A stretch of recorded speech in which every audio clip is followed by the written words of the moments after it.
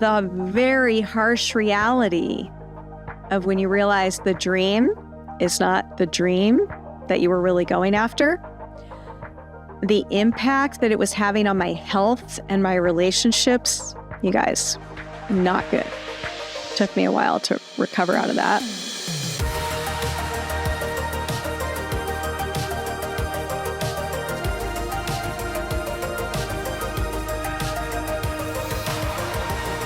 Hey you, okay, I have a fun episode today that is actually probably more fun for you to listen to than for me to tell.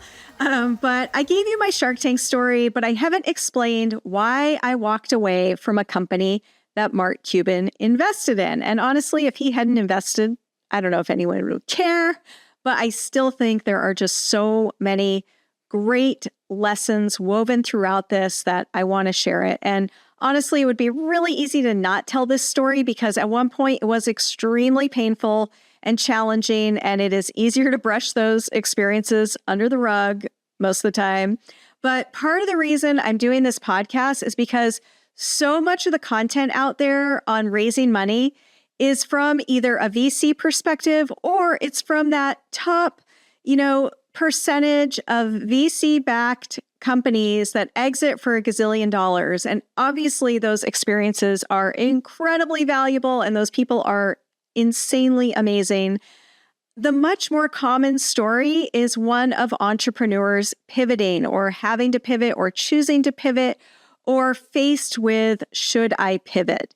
And, unless you're a total narcissist, I guess, it can be a really dark and lonely place when you're at that point of trying to decide to push forward or pivot. And when I was there, I would have loved to have heard more stories of what other people have gone through, because I just think there's so much you can learn and draw and reflect on your own situation by hearing those other experiences. So, if you're at that early stage, you're trying to decide if you should raise money or push forward, I hope this will help you out a bit. I know I'm not the only one who has gotten so far down the path and realized the dream I thought was the dream is no longer the dream. And what do I do now? So anything you can do as you go out to raise money to set yourself up to make sure you align the goals of your company with your personal goals, I think could just be so huge as you continue down the path. So with that, I am giving you the full breakdown. I tried to shorten it up and make it concise, but damn, we are complex little humans and there's a lot of layers and I think they do all factor in. So you're getting the full version, whether you like it or not. So the bottom line is that, I want to say up front, if you don't listen to the end, if you are getting ready to start your business or you're in that early stage and you're at a crossroads, I believe wholeheartedly that if you are an entrepreneur at heart, growth and comfort do not coexist, right?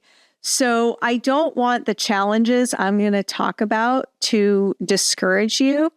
Just because I face certain challenges doesn't mean you'll face the same ones. There will definitely be challenges, but the thing is that you can get through them and that I believe there are no wrong turns, wrong decisions. There is only knowledge and experience that need to be gained, right? And the reason you surround yourself by mentors, advisors, and experts is to try to minimize, that need to learn everything yourself. But, sometimes there's just hard lessons that have to be learned. So anyway, I want to weave in, what I think those lessons are as I reflect on, how this journey kind of rolled out with that company. And, I've got a whole new business now that I love and I run completely differently and have a totally different mindset, a different perspective on everything, basically, right? And I wouldn't have this now if I didn't go through that before. And not everybody has to go through that initial thing. Some people first company, they just like blow it out of the park and they kill it. And that's amazing. That just wasn't my path, right? That's just not how it worked for me. So this episode, I've tried to add a little bit of structure to it, but it is going to be a little bit more of a stream of consciousness for the most part. Overall, I hope there's a few ahas, maybe a little inspiration, maybe some entertainment, but you're getting the full breakdown. So I want to start off with 4 caveats, right? First, this was the hardest decision I've ever made. And, honestly, if Mark Cuban hadn't invested in this company, I don't even know if I'd be telling this story. People probably wouldn't care that much. And when you do have an investor like that, and any investors, right, this is a very difficult decision to decide. Everything you put out there, everything you promised, you are basically making the decision to stop. Not an easy decision to make, right? And there's a lot that goes into that. And I want to cover both the business side and the human side because I think they're intertwined and both are equally, relevant and important. So the second one, there's so many factors, and I've done more than my share of, reflecting on this situation. It was my baby. As anybody knows, your company becomes an extension of you. Everything you have, you put into it.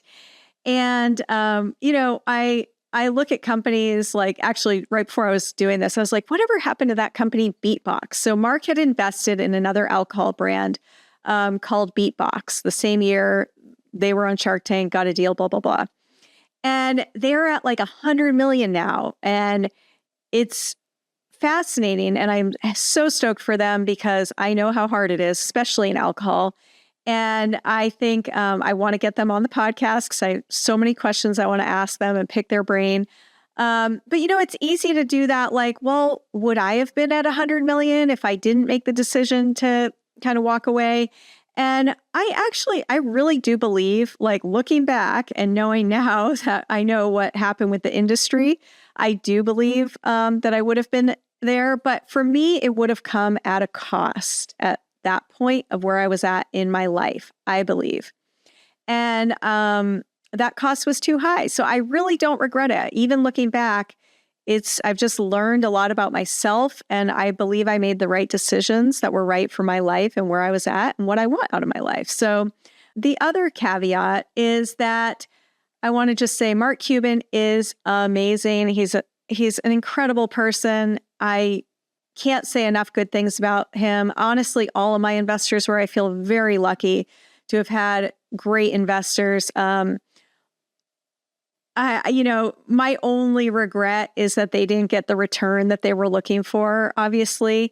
But what I can feel good about is all the terms were laid out very clearly. They knew the risks. They knew what they were getting into. I kept all my investors closely updated over the years. I always had a monthly board meeting. I was very proactive in managing expectations, making them aware of the issues. They were involved in the decisions and the process. So nothing was a big surprise at the end, right? So I think that is very, very important. If you have recently, brought in investors or you're looking to bring in investors, you want to manage expectations and make them part of the process. Don't just go radio silent for months at a time and leave them wondering what's going on. Okay, you don't want to do that. So I'll do an episode at some point on like board meetings and, all that kind of stuff. But it is really important to make them part of the process. So when you do have to make these really, really hard decisions, it's not a big surprise to them. I think that's really important. So okay, let's start off with the business side, and then I'll get personal after that, right? So on the business side of what led to this decision to walk away from the company that Mark Cuban invested in, I'm going to touch on a few things. So one is I want to talk about my original reason for starting the company, okay? The second one is I want to talk a little bit about like what my vision of entrepreneurship was based on what I grew up around compared to where I found myself with this company and just how that differed, mentally. The third one, I want to talk about market timing and what happens when, your product is off from the timing of the market. That's like a real factor. I was about 5 to 7 years too early, and it presented some big challenges that would not be there right now. Or a little bit later. High costs and low margins are another real factor for companies, especially consumer products in the very beginning. Other, software also acquiring your customer, the cost to acquire a customer, all of that. Those are real things, right? Trying to reach profitability. And then another one is, why trying to sell to multiple channels I see now was a huge mistake, and how I should have pivoted when my business plan started to go astray, right? So I had a whole plan of how we were going to grow the company. We had some major production issues and stuff happen, and I should have pivoted, but we were kind of sticking to the plan because we felt like we should. And looking back, I should have just been like, new business plan, scrap it. Easier said than done. You're busy. You're going a million miles an hour. But anyway, I want to reflect on that a little bit. So, okay, there's a lot there. Why I started this product to begin with. So Bonafera was a lighter, healthier wine spritzer. Up until that point, there were really only beer options or wine coolers. There was no lighter, healthier, low alcohol option on the market. I had a really nice article written up in the New York Times about me and the company in 2013, and they talked about how there's nothing else like this on the market. The only ones were a couple in Italy that were like lower alcohol, actual wine-based products, no sugar, preservatives, all that stuff. So it really was a new thing, and it stemmed from a personal need, right? So I had spent 7 years in product development with Diesel Footwear and Burton Snowboards. To say that it was a heavy drinking culture would be an understatement, right? I spent a lot of time in Asia. While I was at Diesel, I was teaching kickboxing in the morning. So we would have these like fashion shows and parties, and we were out drinking, and I was supposed to wake up and teach kickboxing. And I just was like, I can't do this, right? And at Burton, same thing. I was very active, healthy, but everything revolved around drinking. And I hated being hungover, right? So, I realize now too, my body doesn't metabolize alcohol the same as other people, which is kind of a fancy way for saying I'm a lightweight. But it's a real thing. I just realize now, like, I can't process alcohol the same. I really wish I could, but I just can't. So it's all good. But I loved wine, but I couldn't drink, 2 or 3 glasses. And while that sounds like a lot now to some people, when you're going out drinking for a night with your work crew and everything, and you're out for like 4 or 5 hours, like it's very easy to put down some drinks, as a lot of people know, right? So I started making wine spritzers, and I remember one summer, 2006, I think it was, being out on the lake. We were wakeboarding, a bunch of guys on the boat. I'm making my spritzer, and the guys are like, "Hey, can I get one of those?" And I was like, you know what? Guys don't want to sit here and drink beer and get all full and bloated in their bathing suits either. There is totally a market for this. So that was kind of that light bulb moment went off for me. And I saw a gap in the market, and I just knew that the health trends that were emerging, like sugar's not good for you, blah, blah, blah. I knew that was going to creep into the alcohol space. And I had been in this corporate position for 7 years, right? And I grew up around, my dad had his own business. My mom, did his bookkeeping. They always had real estate projects going on. So they had a ton of flexibility. They were always home. My dad's office was from home. And so I saw this vision of entrepreneurship as like being with your family a ton and having flexibility. And, I don't know, they just always seemed like my dad was really passionate about what he was doing and loved it. And, they had, I think, good energy in that area, like growing up. And so that's what I saw as entrepreneurship. And I didn't see a path to get there through a corporate job. So I had a need for a product. I had this vision for wanting like flexibility and freedom and working for myself.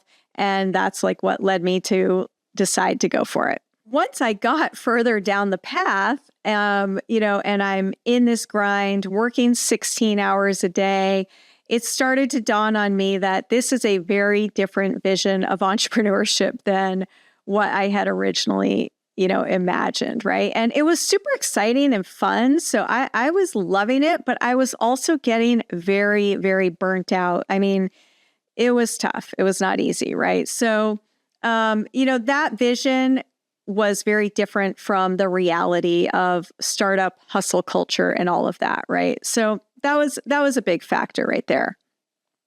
Another huge struggle in this space was that over the 9 years of growing this company, distributors and retailers, for the most part, did not get it. I can't tell you how many times I went into a distributor and they said, why would somebody pay for less alcohol? It doesn't make sense, right? So it just, the concept was so foreign that people would pay more money for less alcohol because it was a more premium product, right? It was real wine, no sugar, blah, blah, blah. So, there was a challenge with educating the industry. So not only educating my end customer, but also educating the industry. So we did make great progress. We got into Whole Foods and Albertsons and Total Wine and Nordstrom's and Shaw's and a bunch of different distributors. But the biggest problem was that there was no low alcohol section in the grocery store. So, now you go into Whole Foods, for example, and there's a whole section of hard kombuchas and seltzers and all this stuff. So what happened is my product was getting placed on the shelf in the wine section. I didn't want it in the wine cooler section because that's not where my customer was shopping. I was not buying wine coolers previously. I was buying wine. So I wouldn't look for something in the wine cooler section. So it was placed on the shelf with a sea of other wine labels, which we know anybody who shops for wine, there's a lot of wine labels, right? And, so there was no section for it. So we were doing tastings, we were doing all kinds of stuff, but it was very expensive to get the customer to know about it, right? Brand awareness. And when you're trying to educate a whole industry, the distributors, the retailers, and your end customer, it gets very, very expensive very fast. So with that, it was super challenging for us to be profitable. We were paying top dollar for all of the supplies, the glass, everything. I was trying to use good quality wine. This was, again, we're not using malt liquor. No sugar, no preservatives. There's a whole, slew of stuff that goes along with that. The retailers, are looking for anywhere from 20 to 40%. And then the distributors are taking anywhere from, 20 to 30%.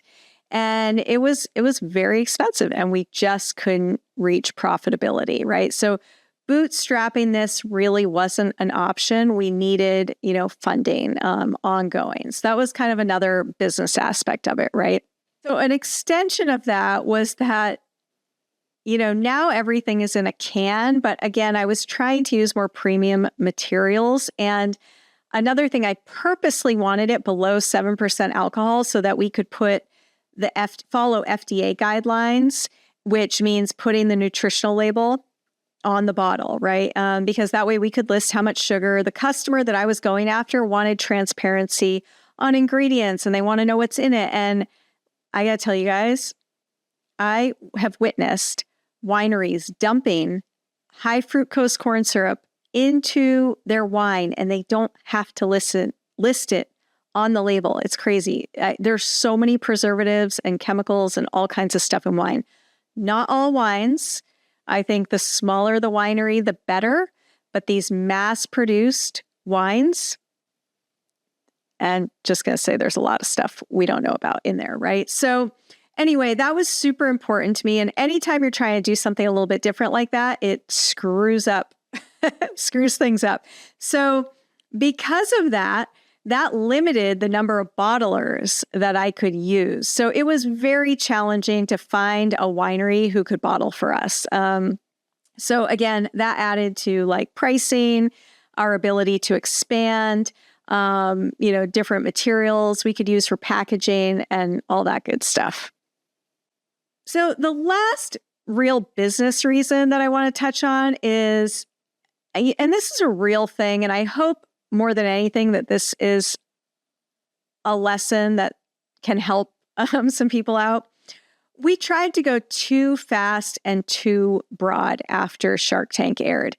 And so one of the things, that can happen when you're bringing in investors is they have goals to get a return. And all of a sudden, your goals shift from maybe before where it was just about like, the product and the customer and all that to now trying to hit revenue targets and a timeline to ultimately get a return for your investors, right?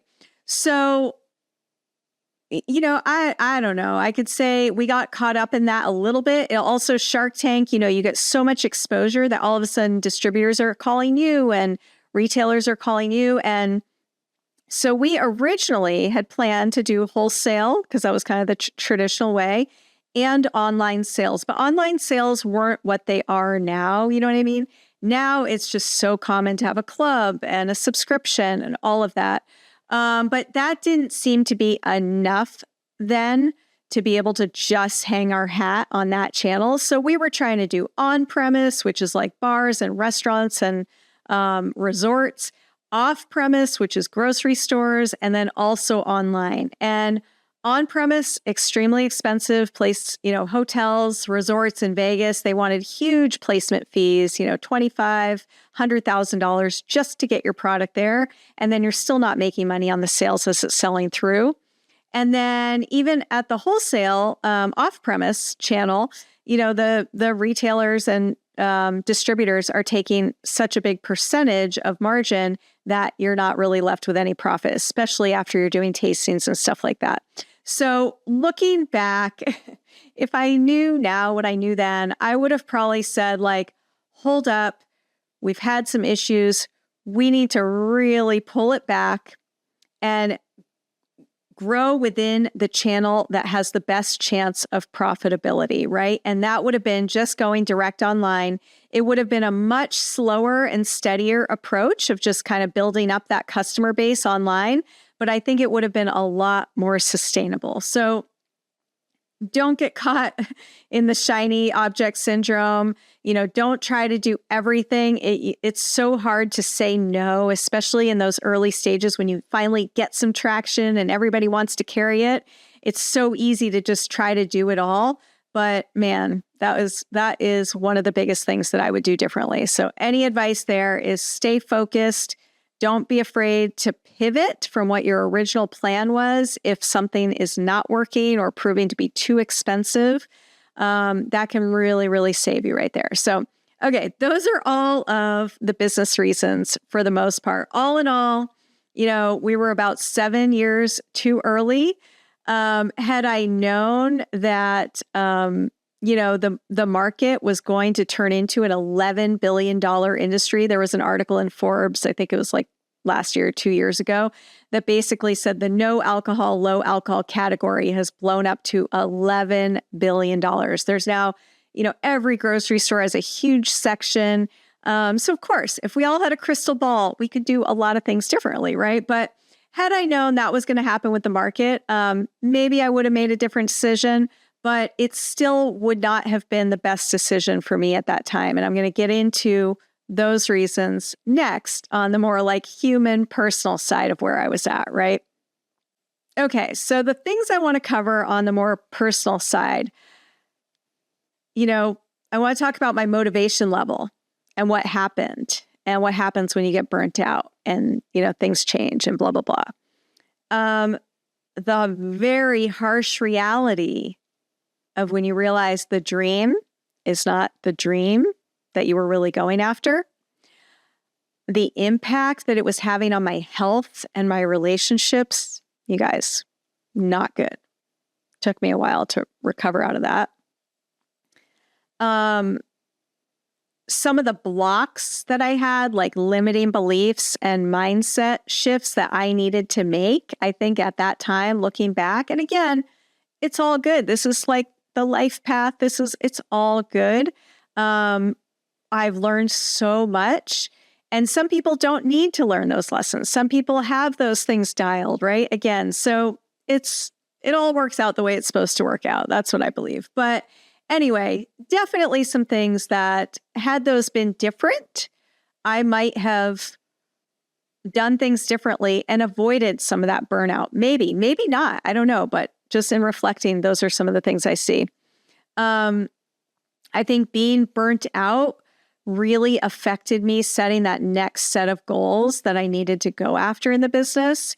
And how the reality of raising money and when your equity is shrinking, what that does to motivation and, opportunity costs and thinking through all those things, right? So those are kind of the more personal human things that I want to talk about a little bit. So in terms of personal motivation, over that 9 years of growing that company, I was actually drinking less and less. So I came from this heavy drinking culture, and then all of a sudden I'm like working 16 hours a day. I have no hobbies. I don't do anything but work. Loving what I'm doing, but the reality is I'm like suddenly become a total workaholic, and I hardly drink at all anymore. So this motivation for this low alcohol option actually diminished a little bit because that drinking wasn't as big of a part of my life anymore, right? So I didn't really realize that at the time, but now looking at it, we've joked around with like, should we start the company up again? Should we get it going again? And I'm like, the reality is I just hardly drink anymore. So why? I don't know. It might be fun to do at some point for the heck of it, but I just don't drink that much more anymore. So it doesn't even make sense. Maybe once or twice a month, I'll have like a really good cocktail, or hard kombucha. I do. Those are awesome. But outside of that, there's so much else to do in life. And I'm a busy mom. I work out and I just don't have time for it. It's not as important to me. So, the other part of it is health and relationships. If I go back to, say, 2012, when all these production issues were happening, I went to the doctor and they said I had high blood pressure. I was in great shape. I ate healthy, but I had high blood pressure due to stress, which is not good. I tried to curb it naturally. I did start doing a ton of yoga, but ultimately I had to go on medication. So I was like way too young to be on high blood pressure medication, right? Adding into that, like over those 9 years, I missed friends' weddings and baby showers and weekend trips. And this is like normal, right? Anybody with their own company, you sacrifice a lot and it's totally worth it, but it does and can have an effect on things, right? At my wedding, I'm signing investment docs, right? And it's like, that's common stuff when have your own company. It becomes your life. And again, it's so exciting and so worth it, but it is a factor. And fortunately, I will say I have an incredibly supportive husband. He is like been one of my biggest cheerleaders for as long as we've been together. But I did start to feel like I was pushing my luck, having work always be the priority, right? I just sensed that it was a bummer for him that I was never available to do the fun stuff. That sucks. That's not good, right? So, in 2016, we had another realization. I was 38 years old and we had put off having kids and starting a family. We were putting everything into this business, right? Every dime we had went back into the business. And, I knew that kid, I actually didn't really think about having kids that much. I just kind of always thought, whenever it'll happen and I'm happy to adopt anyway. And so it wasn't like a huge thing for me. But, I think once you realize that window might not be there anymore, it becomes a little bit more of a priority. And so we realized, okay, we do want to start a family. We should probably do this sooner than later because that window is getting, narrower and narrower. And so as we kind of made that mental shift of, yes, we're going to start a family, let's do that soon, I started reflecting on what kind of parent I wanted to be.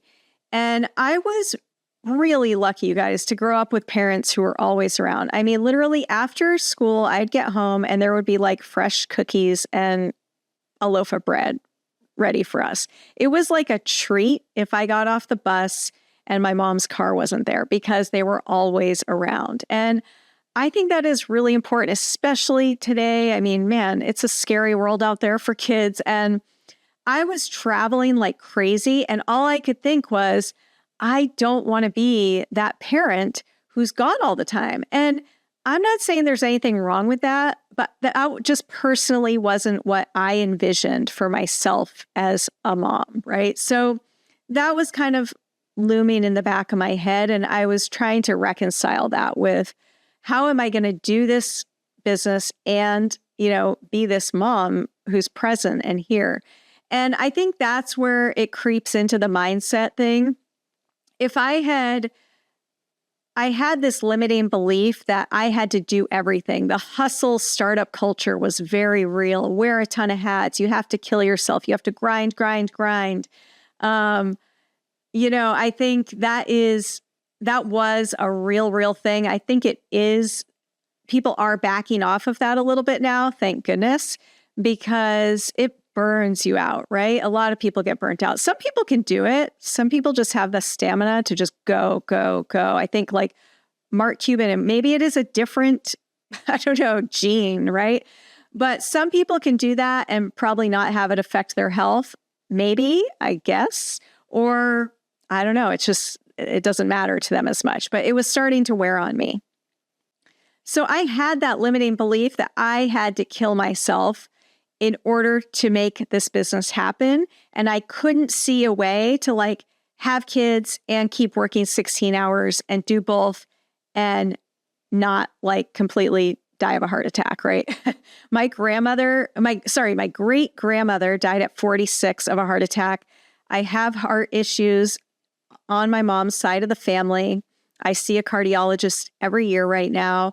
I'm very conscious of my health and protecting that. I knew female entrepreneurs at that time who had heart attacks in their 40s. Like, stress is a real thing, right? So anyway, that was a big factor there. And it led to burnout, and it took me like years to get out of the burnout. That's another huge overhaul.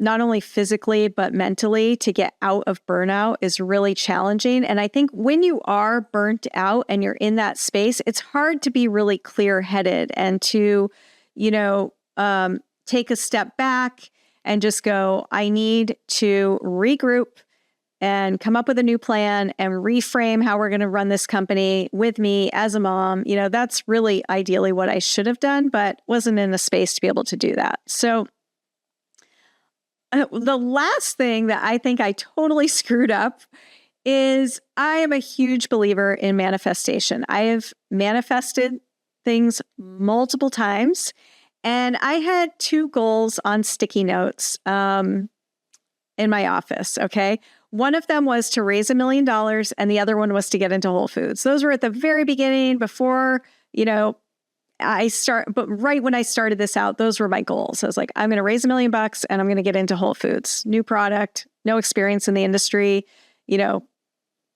That's my goal.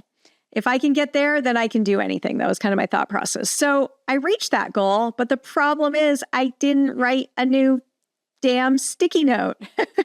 And I should have written a new sticky note. So, I believe if I had set a goal, been very intentional to say, I am going to figure out a way to run this company while being a mom, and I might have to make some huge changes. I'm going to have to present a new plan to my investors. I'm going to have to get them on board.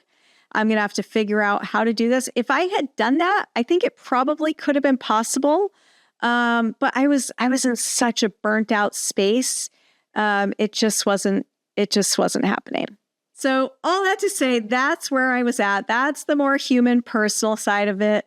At that point, I made another big push to raise another round of funding. I needed to secure a strategic partner. I realized a couple things.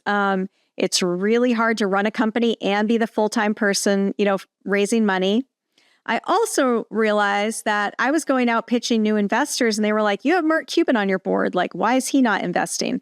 So Mark was financing inventory runs, but he just kind of had a rule that he didn't do additional equity investments. And he already owned 35% of the company, right? And so, I totally get it and respect that, and it's fine. But it was raising an eyebrow as I was talking to new investors. So totally could have gotten past it, but it was a thing for a little while there. And so I think also, my equity was shrinking. So I had raised, a whole angel round. Mark came in. My equity was shrinking. And because we weren't able to grow fast enough, the valuation wasn't going high enough, quick enough to really raise that next huge round without giving up a ton of money, right? So the reality was, okay, I'm going to go raise another big round of funding. I am going to be down to a minority owner, and I'm killing myself, and I'm burnt out, and I'm sacrificing my relationships. And it really, all those things coming together, and the market is just not adopting this quick enough.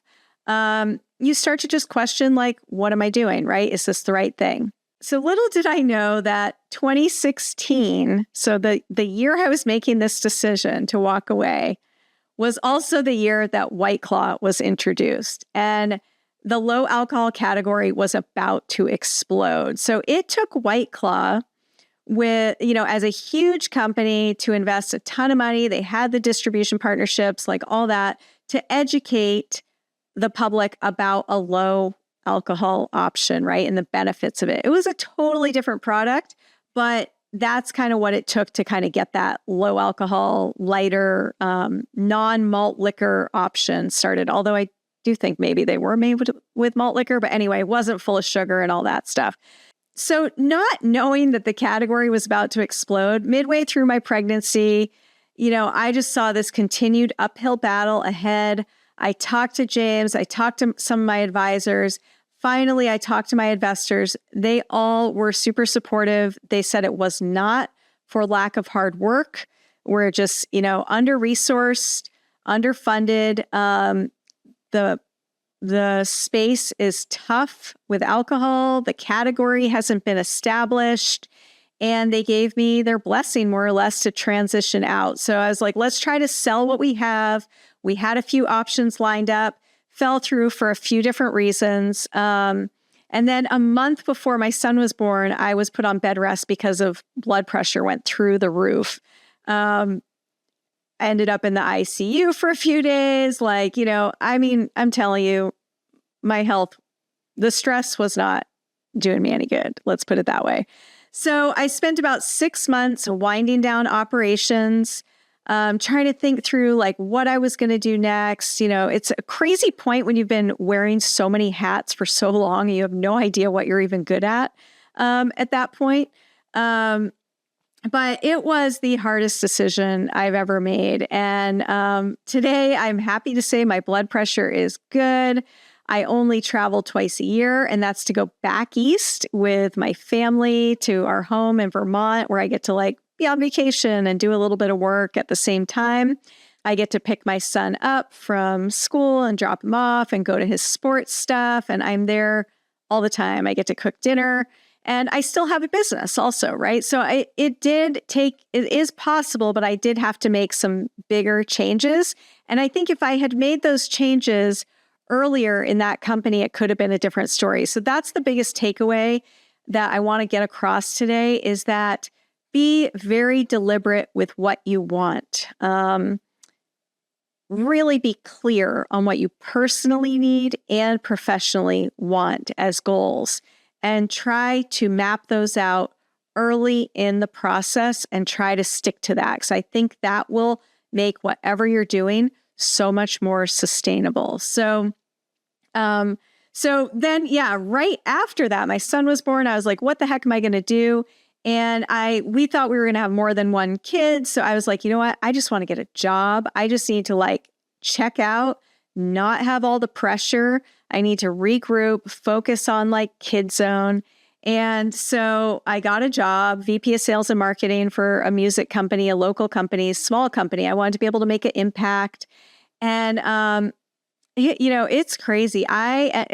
Women definitely, I think all parents, there are challenges, right? But women definitely have a few more for sure. I had 5 miscarriages while I was there, and I didn't say a word to anybody. And I think that was a little bit of that culture of like, how am I supposed to have a family when I can't, like, I have to pretend that work is 100% my priority. And I just had that limiting belief. And I think it has shifted now where it is more acceptable to talk about your family and your kids and your personal goals and trying to be a little bit balanced, but it's still not all there. It's still, people get judged for talking about kid stuff and prioritizing kid stuff. And I know with a lot of my friends, it's still a real thing, very much so.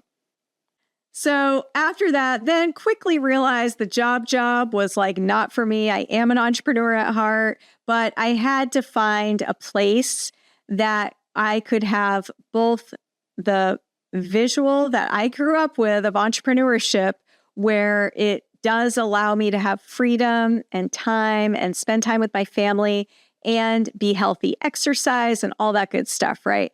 In essence, I chose to walk away from a business that Mark Cuban invested in, but I walked into a much more sustainable life that I love, and I don't regret that decision. So as much as sometimes, it's easy to go, what the heck did I do? What could I have done differently or blah, blah, blah. Like ultimately, it all worked out the way it was supposed to.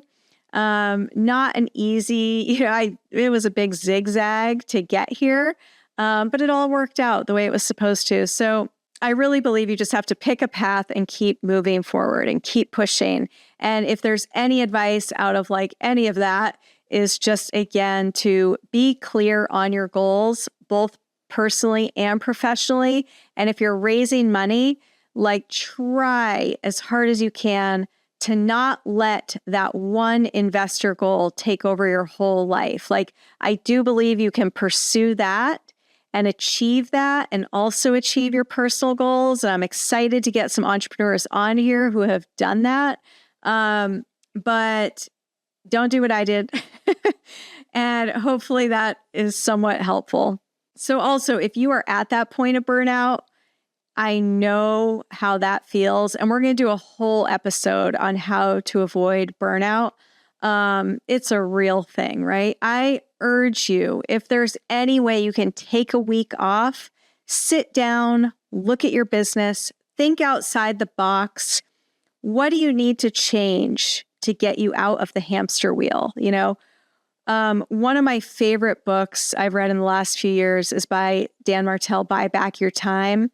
And I now realize again that hustle culture is just a little bit of a myth. It doesn't have to be that way. You do have to be scrappy. You do have to do whatever it takes, but you can be a little more deliberate, especially nowadays. There's like virtual assistants. There's all kinds of stuff that can make life easier, right? So I highly recommend that book. If you are in that point of burnout, take a week, decompress a little bit, and really think outside the box, because I think there are things I could have done differently that would have set me on a different path. Hope you enjoyed this one. It was a fun one to do. Also a little bit therapeutic, I won't lie. But I would love to hear your questions or comments, because I think this is such an interesting topic, and we'll see you next time.